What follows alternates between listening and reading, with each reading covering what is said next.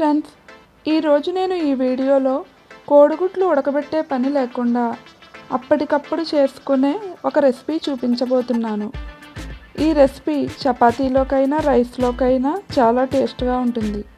ఒక పాన్ తీసుకొని 2 table spoons oil వేసి హీట్ అయ్యాక సన్నగా తరిగిన ఉల్లిపాయ ముక్కలు, 4 పచ్చిమిర్చి వేసి గోల్డ్ కలర్ వచ్చే వరకు ఫ్రై చేసుకోవాలి.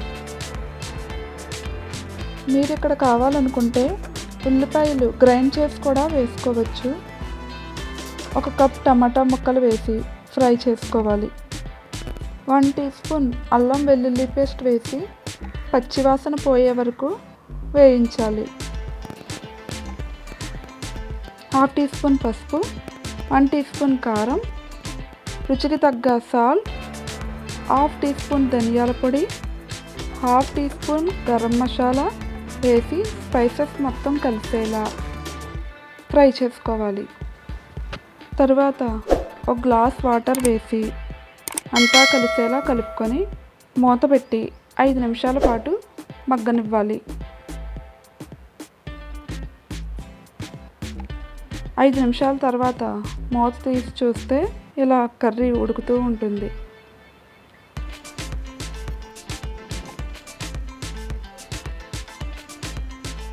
ఇప్పుడు 1 కప్పు తీసుకొని అందులోకి 1 గుడ్డు పగలగొట్టి వేసుకొని కర్రీలో వేసుకోవాలి.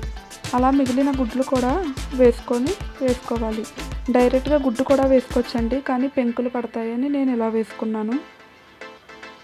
మీరు కావాలంటే డైరెక్ట్గా గుడ్డు పగలగొట్టి వేసేసుకోవచ్చు. ఇప్పుడు మూత పెట్టి 2 మినిట్స్ పాటు ఉడకనివ్వాలండి.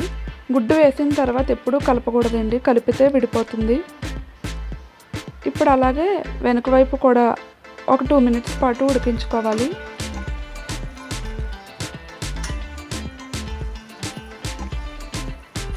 ఇలా వెనక్కి తిప్పిన తర్వాత మళ్ళీ మూత పెట్టి 2 మినిట్స్ కుక్ చేస్తే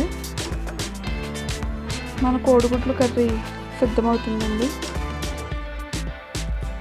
ఇది ఎప్పుడు కావాలంటే అప్పుడు ఇంటికి గెస్టులు వచ్చినప్పుడు కూడా సింపుల్గా చేసేయచ్చు.